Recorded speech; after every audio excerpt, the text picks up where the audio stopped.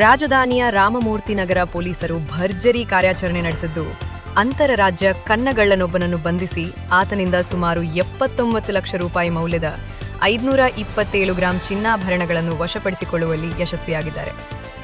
ಕಳೆದ ಅಕ್ಟೋಬರ್ 2024ರಲ್ಲಿ ಹೊಯ್ಸಳ ನಗರದ ನಿವಾಸಿಯೊಬ್ಬರು ತಮಿಳುನಾಡಿಗೆ ತೆರಳಿದ್ದ ಸಂದರ್ಭದಲ್ಲಿ ಅವರ ಮನೆಯ ಬೀಗ ಮುರಿದು ಕಳ್ಳರು ಬೀರುವಿನಲ್ಲಿದ್ದ ಚಿನ್ನಾಭರಣಗಳನ್ನು ದೋಚಿದ್ದರು. ಈ ಕುರಿತು ರಾಮಮೂರ್ತಿ ನಗರ ಠಾಣೆಯಲ್ಲಿ ದೂರು ದಾಖಲಾಗಿತ್ತು. ಬೇರೊಂದು ಪ್ರಕರಣದಲ್ಲಿ ಪರಪ್ಪನ ಅಗ್ರಹಾರ ಜೈಲಿನಲ್ಲಿದ್ದ ಆರೋಪಿಯನ್ನು ಪೊಲೀಸರು ಮಾನ್ಯ ನ್ಯಾಯಾಲಯದ ಅನುಮತಿಯೊಂದಿಗೆ ಮಾರ್ಚ್ 3ರಂದು ವಶಕ್ಕೆ ಪಡೆದಿದ್ದರು.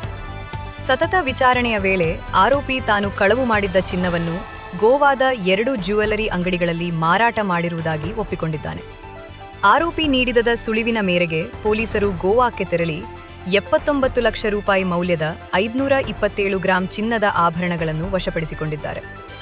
ಈ ಒಬ್ಬ ಆರೋಪಿಯ ಬಂಧನದಿಂದ ರಾಮಮೂರ್ತಿ ನಗರ ಪೊಲೀಸ್ ಠಾಣೆ ವ್ಯಾಪ್ತಿಯಲ್ಲಿ ನಡೆದಿದ್ದ ಒಟ್ಟು 6 ಕಣ್ಣ ಕಳವು ಪ್ರಕರಣಗಳನ್ನು ಭೇದಿಸಿದಂತಾಗಿದೆ.